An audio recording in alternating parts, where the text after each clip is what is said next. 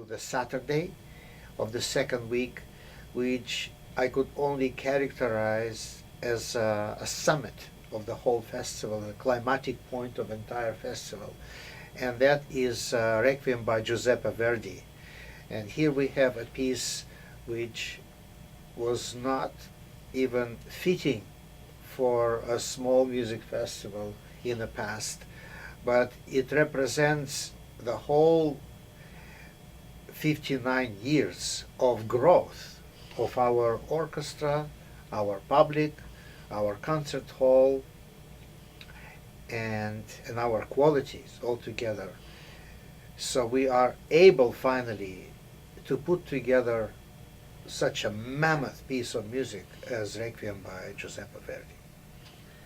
It's such an amazing piece too in its genesis, and it relates in an important way to other music in the festival, or at least the personage of Rossini, because it was the death of Rossini that first brought about the seeds of this piece. When Rossini died, it was Verdi who suggested that he be memorialized, and that a committee be established, and basically Italians establishing committees. It's a dangerous idea. We all know. I know this will probably get aired around the world, and I'll be in trouble with my Italian friends. They won't disagree with me. They will agree.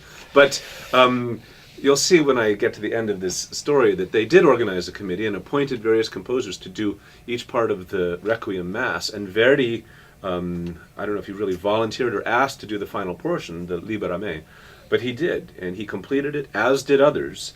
And the piece was assembled and never was performed because they could not clear permission from the church authorities or civic authorities to have the necessary female singers in the Duomo in Milan to do a presentation. There was talk about, well, we can have them, but they'll be behind a screen, which is highly impractical for performance, and the piece was never played. And until about 1988, when Helmut Rilling did it and released it on CD, and it's a fascinating work. And Verdi's own contribution modified significantly. He modified his Libera Me in some notable ways when he himself decided to complete a requiem upon the occasion of the death of Alessandro Manzoni, who was a novelist and a statesman, and Verdi's reading of Manzoni was highly influential to him as a young man. And he was deeply moved by the passing of Manzoni and completed a requiem for that occasion. And we're very glad that he did, because it's certainly considered to be one of the great sacred pieces of all time. It uses four soloists. But it's not only sacred, because Verdi's Requiem has so much operatic emotions, not the technique. I'm not talking about operatic technique of bel canto, which is also there, but the scope of emotions which he brought to the church service, to the sanctuary. Yes, I always is just the sheer depth and wealth and warmth of his emotions is unique. It is, and it's his language, and he was. There was no getting around what a man of the theater he was. Absolutely. And the Requiem Mass is highly theatrical. You have Save Me from De Ore Leonis, Save Me from the Mouth of the Lion, and the most heartfelt pleas. And, every portion of this Verdi treats with amazing imagination. And personally, I don't feel that Verdi gets enough attention as an orchestrator, because his handling of the orchestra is so masterful. He will get my attention. I know he will. And the way he starts the offertory with the solo cellos. Yes, that was his mistake. Because it's so hard. It is so hard, and to get it in tune. That will get your attention. Yes, and you will have to pray for me. I'll be preparing the choir. You'll have to. All right. That's what I call festival. All in the family. We are praying for one another. The chorus will be the Apollo Chorus of Chicago with singers from Door County and Wisconsin, and we will have 4 very gifted soloists, and the solo writing in this piece is so demanding, and the solo quartet functions as a unit unto themselves, and I think we're going to have a really wonderful group to sing. Well, that would be another delightful evening for me. Very personal, very emotional, because to conduct Verdi Requiem is a lot more than just to be a dispatcher on the podium and simply give directions to the ensemble or to the chorus. It is a very personal journey of tremendous depth.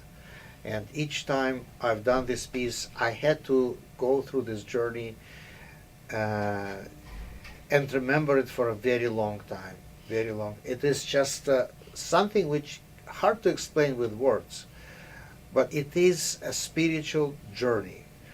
It's music that comes from Verdi's soul, and it has to come from your soul, too. Absolutely, yes. And same Through with the people souls of all performers and singers. Absolutely. Even backstage trumpeters too. We're going to be backstage for the Day of Judgment. Well, they will be on the balcony. Yes, we have a good hall for this amazing moment in the second movement of Verdi's Requiem, when the last trumpet sounds, and different composers treat this in different ways. You hear the sound of trombones for the Posaune with Brahms, and it's not with any extra brass. Berlioz brings in 4 separate brass quartets, or groups from around the room for this. And 16 timpani tea kettles too. He made no small plans. Yeah. But I don't think there is a treatment of this passage that truly fills one with awe more than Verdi. And it begins softly, and the first sound just makes the hairs on the back of your neck stand up, and it ends up leading to music that just rattles your soul. But I'm very glad that you mentioned Berlioz, because there are resemblances in the harmonization of the brass of Verdi.